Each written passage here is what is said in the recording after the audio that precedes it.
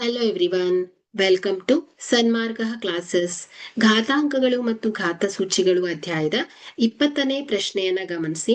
2 ರ ಘಾತ 3 ಇಂಟು 2 ರ ಘಾತ 4 ಗುಣಿಸು 2 ರ ಘಾತ 5.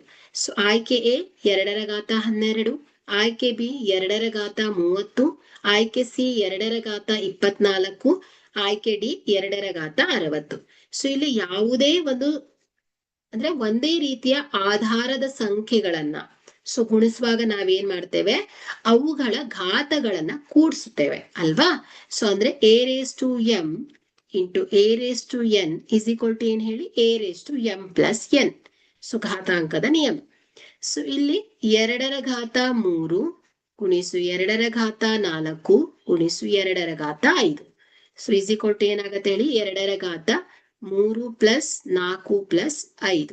So is equal to 4 3 7, 7 5 12. ಹಾಗಾದ್ರೆ 2 ರ ಘಾತ 12 ಆಗ್ತಾ ಇದೆ.